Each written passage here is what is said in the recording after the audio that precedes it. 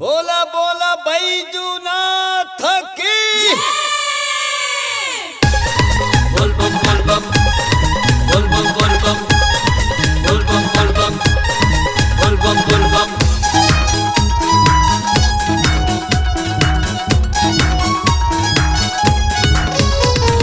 चढ़ गए सावन के महीना माए राजा, चलो अब बाबा के नगरिया हो। चली चली चली चली रानी हमहू एक्साइटेड बानी हो।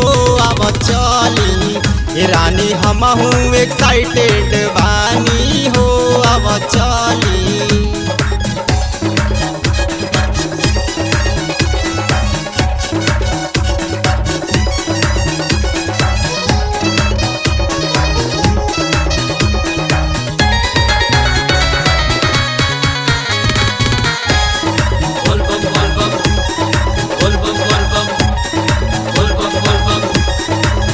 गाड़ी कली बुक मिली मनावा के सुख। अब उनका के गोहराई आई कान्हे लेके कामर बढ़ल रही पावर। अब बाबा के मनाई आई रानी हमहू त भोला के गोहराइले पानी।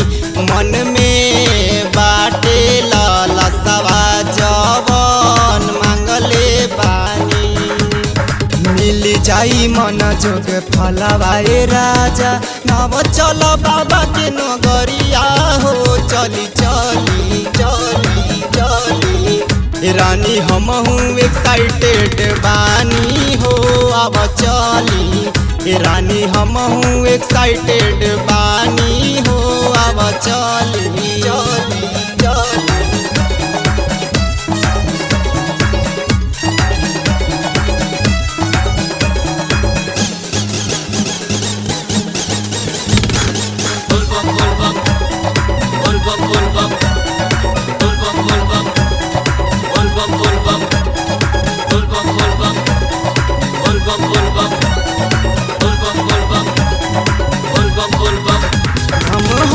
महान देखी जुटेला जहान। अब बोलबम के नारा लगाई आई पेन्ही गेरुआ वस्त्र जिंदगी जाई उबर। अब कमर पे नमावा लिखाई आई रानी बाबा के महिमा पार हवे हो।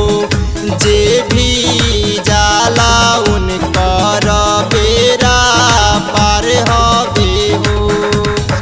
फिर दिहे बाबा हमनी पर नजरिया, अब चलो बाबा के नगरिया हो।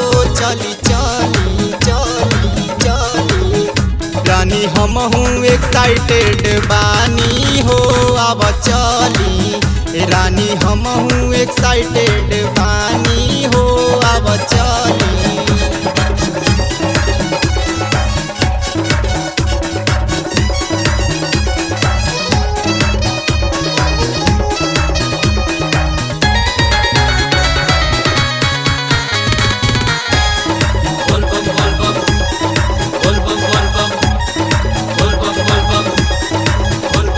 भेले के चिलम देखी मारताटे दम आई। भोला के भक्ति में रम जाई आनंद करी न फिकर न लागी कठिन डगर। एसपी पवन के गाना बजाई आई रानी भोला ओ घर दानी।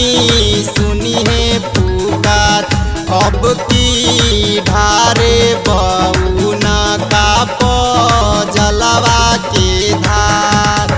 मिट जाई दुख के बदरिया राजा, अब चलो बाबा के नगरिया हो। चली चली चली चली रानी हमहू एक्साइटेड बानी हो।